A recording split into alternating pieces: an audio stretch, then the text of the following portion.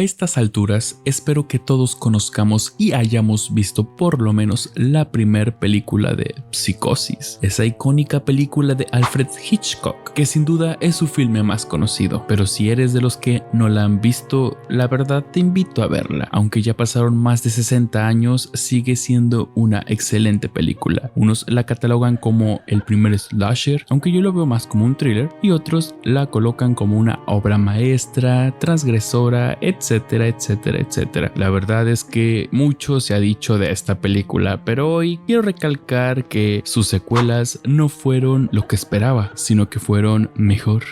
La historia de Norman Bates es bastante conocida e incluso muchas otras producciones y series hacen homenaje a ella, siendo mi favorita la de Los Simpson. Yo debo todo lo que tengo al ojo vigilante de mi madre y a su ágil mano. Oh, allí está ahora. Me vigila. ¿Qué dices, madre? Tengo derecho a estar aquí. La escuela es un trabajo, ¿eh? Mamá, el traje de marinero ya no me queda.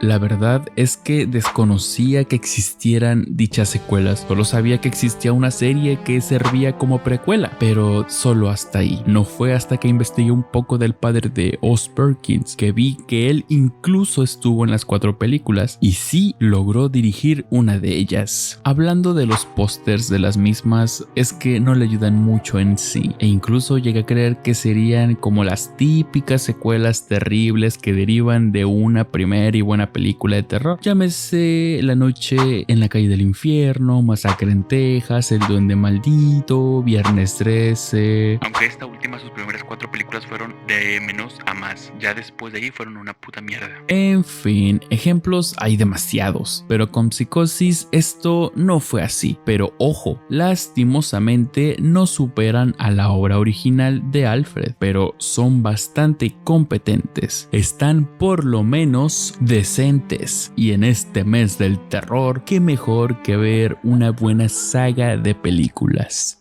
La segunda película que salió fue en 1982, que en dirección estuvo Richard Franklin, quien fue alumno de Hitchcock, y en el guión lo escribió Tom Holland. Y no es el Spider-Man de Marvel, sino quien dirigió la primera película de Chucky, que también escribió y dirigió la famosa película de vampiros Fright Night. Puros hombres de alta gama y calidad nos entregaron un filme tremendo, pero sobre todo bastante bueno. La historia empieza 22 años después de lo ocurrido en la primera entrega, cuando Norman lo dan de alta del psiquiátrico, pero es Lila Loomis, la hermana de Marion, quien se opone a que salga en libertad. Entonces Norman sale totalmente restaurado, pero tal parece que es Lila quien pone piedras en su sendero para que caiga de nuevo en la locura y la oscuridad. La verdad es que esta película es digna de verse virgen, ya que es una digna secuela. Todo en esta película está bien cuidado. Tratan de mantener el respeto y el legado que la primera entrega estableció. Hay un poco más de fallecimientos, pero no es hasta la tercera entrega que se convierte en un slasher tal cual. Aquí seguimos viendo un thriller psicológico donde vemos cómo Norman lucha por ser una persona buena y normal, pero es la misma gente quien no lo deja ser bueno. ¿Dónde habré escuchado esto antes? Este mundo no te deja ser bueno.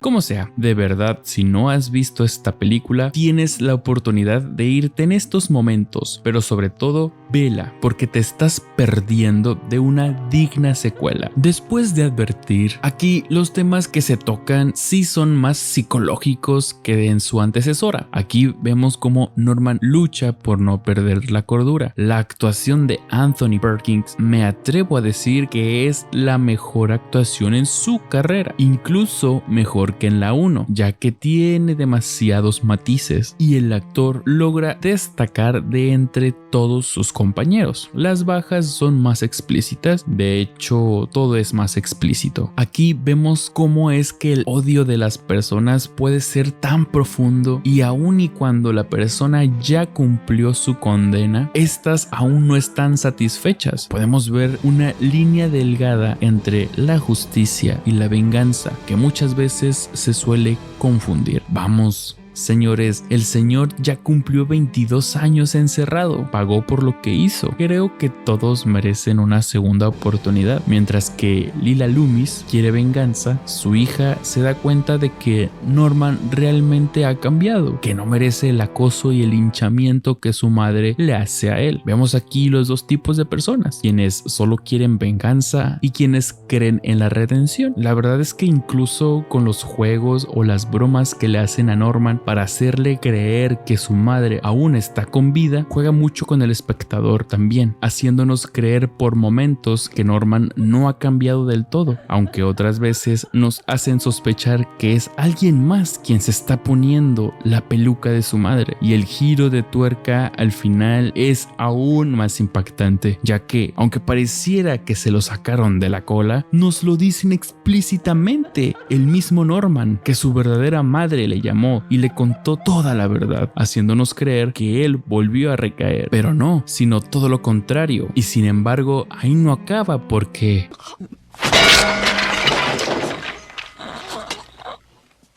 realmente es una excelente película de suspenso, una digna secuela, pero sobre todo se nota el respeto, el cariño y el trabajo que todo el equipo hizo para que la película saliera lo mejor posible. 3 años después se estrenaría la tercera parte de Psicosis, la cual tuvo como director al mismísimo Anthony Perkins. El guión estaba a cargo de Charles Edward Poe, quien escribió el guión del remake de La Mosca y El Corazón de Dragón. Aquí lastimosamente tengo que decir que es la peorcita de las 4. Se convierte en un slasher juvenil, ya que el motel está lleno por un partido de fútbol. Es aquí donde sabemos que es él quien es el culpable de todos los asesinos. Aquí el suspenso psicológico se va por el lavabo, pero nos entrega la película más violenta y explícita de la saga. Aquí también, lastimosamente, la actuación de Perkins está ultra exagerada, tanto que cae en lo risible. Solo hay que mirar el póster de la película. Desde ahí nos vienen diciendo que en esta película habrá muchos excesos, más violencia, más desnudos, más sangre. La premisa de la película es prácticamente la misma que la primera, solo que con una mujer que escapa de la iglesia, vaga por la carretera desierta, pero es encontrada por un hombre que le ofrece un aventón. El señor es un rockero que no le importa a nadie más a sí mismo. Cuando cae la noche, él trata de abusar de Maureen, pero ella lo detiene. Entonces él la corre de su auto en medio de la lluvia. Entonces el rockero Duke le pide empleo a Norman en el motel. Sin embargo, tiempo después vuelve a aparecer Maureen a pedir una habitación en el motel. De ahí, cuando Norman la ve, empieza a perder la cordura otra vez, ya que ella se parece demasiado a su víctima estrella, Myron Crane. Aquí, como ya mencioné, la trama se vuelve más directa y sin mucho misterio. Se convierte en un slasher un poco olvidable, salvo por algunas cosas. La primera es cómo es que la gente siempre quiere verle la quinta pata al gato, donde Maureen ve a la Virgen, en realidad es Norman vestido de su madre, de nuevo tratando de rehacer la icónica escena de la ducha otra vez, donde en realidad la gente muy religiosa ve a Dios en las cosas malas, sin siquiera ellos darse cuenta de lo que está pasando. Vaya que la peli dice que algunos religiosos son muy ingenuos para ver la maldad. Pobre niña tonta e ingenua. Otra cosa interesante es el tema de la castidad y de la devoción que conlleva ser una monja, donde Maureen escapa del convento porque cree que es demasiado caliente como para seguir pura, devota y limpia. Y por último, pero no por eso menos importante, es interesante que el rockero Doc, que a pesar de que es un cretino, es bastante inteligente e incluso plantea algo bastante interesante, donde no siempre hacer lo correcto es lo más beneficioso para uno, dándole un poco más de matices, pero más importante, darle una motivación creíble del por qué hace las cosas. Pero los sueños no son fáciles. Mira, yo pude entregar a mamá a la policía esta tarde, pero eso solo me habría conseguido un golpe en la espalda por cumplir con mi deber. Y esa reportera me habría dado algunos billetes, pero entonces ella se habría quedado con todo el crédito y lo convertiría en un salario de 5 cifras. Y en un gran empleo. Eso está bien para sus sueños, pero ¿qué hay de los míos? No, yo pienso que el mayor valor de mamá para mí es lo que ella vale para ti. Creí que iba a ser el típico soplón sin chiste, pero todo lo contrario. Pero ojo, no por tener un motivo significa que lo considero que esté bien su actuar, sino que se desarrolla más el personaje, aunque claro, hasta cierto punto. Con esta película, la franquicia no volvería a ver la luz nunca más en el cine, hasta su remake, pero hagamos como que esa no existe. Quítate, niño prieto. Ya que la tercera, siendo la película a la que más dinero se le invirtió, fue la menos rentable de todas. Pero no acabaría ahí la historia de nuestro querido Norman Bates. En 1990 se estrenó la que sería la última película de la saga principal, Psicosis 4, El Comienzo, una película para televisión que narra cómo fue la infancia que vivió Norman Bates. Abarca desde la infancia, adolescencia y parte de su adultez hasta llegar a lo que es ahora Norman Bates. En la dirección se tuvo a Mick Garris, un man que hizo varias adaptaciones de cuentos y novelas de Stephen King, pero en el guión tuvimos a Joseph Stefano, quien fue el guionista de la primera película. Esta película tuvo varios problemas, ya que Perkins ya tenía a un escritor, tenía a un director y tenía casi el guión listo para realizar la cuarta parte, pero Universal, al ver lo pobre que fue la tercera entrega en cuanto a críticas y taquilla, decidieron traer a los antes mencionados. El director menciona que tuvo varias discusiones con Perkins en cuanto a la dirección de la película, ya que tanto el director como el escritor no les había gustado ni la 2 ni la 3. Trataron de hacer como si nunca existieran, como si esta fuera una secuela directa de la original, pero gracias a la insistencia de Perkins se puede ver que aunque no se menciona mucho los acontecimientos de la 2 y la 3, sí hay varios guiños que nos hacen saber que sí se tomaron en cuenta las secuelas. Al final, aun y cuando todo el ambiente fue denso dentro del set de grabación, la verdad todos quedaron contentos con el producto final. La premisa es bastante curiosa, ya que se desarrolla en un programa de radio donde están hablando de matricidios, que es la cosa más terrible que una persona puede llegar a cometer, que estos actos son principalmente cometidos por hombres. En fin, la conductora de radio Fran y el doctor Richmond, cuando están a la mitad del programa, llama a Norman para refutar algunas de las ideas que el doctor Richmond dijo al aire. Se vuelve como una especie de debate entre el doctor y su paciente, ya que Richmond fue el doctor psiquiátrico de Norman Bates, y es bastante interesante, pero sobre todo no es la típica película de El Comienzo o El Inicio, en donde todo sale mal y pitero, sino todo lo contrario, lo hace bastante interesante. Los flashbacks no son en orden, sino que a veces van o más atrás o más adelante en la vida de Norman, haciendo que esto sea un dinamismo, pero sobre todo que prestes más atención. Aquí se menciona que Norman va a matar a su última víctima, pero la locutora trata de hacer que él entre en razón, ya que a la persona a la que va a matar es a su propia esposa, ya que le engañó, pero no de la forma que uno comúnmente creería, sino que él mismo le dijo al principio de la relación que él no quería tener hijos, ya que él mismo piensa que su sangre es una enfermedad y que dicha sangre se transmitirá a su hijo. Una trama bastante buena.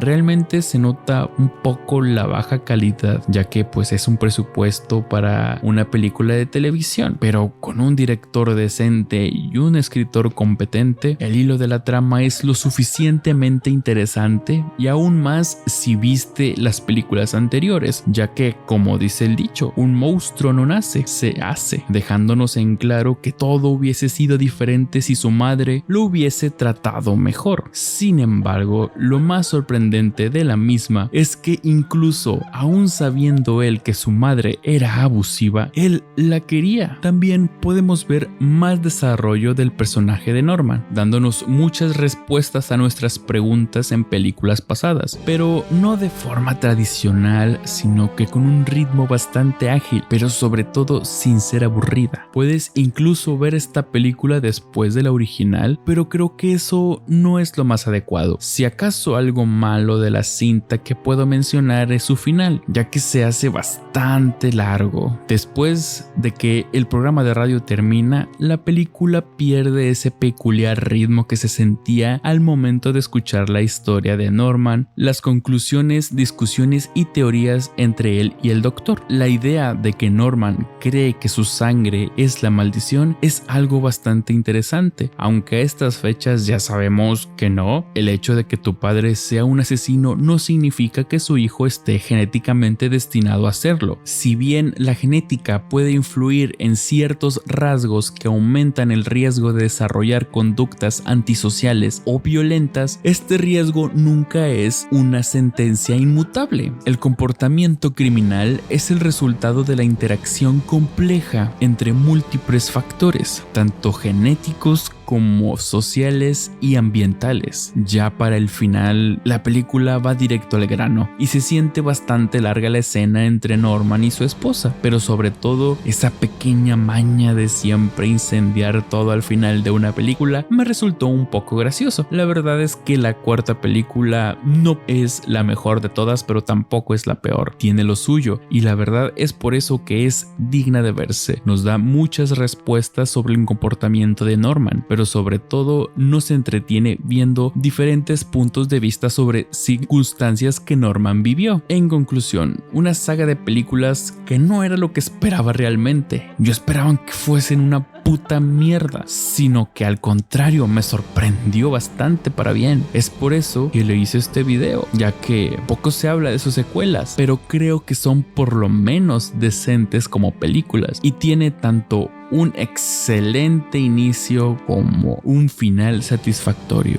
Pero dime, ¿cuál es tu favorita? ¿Ya las viste? ¿Te gustaron? ¿No te gustaron? Déjamelo saber en la caja de comentarios y nos vemos en el próximo show.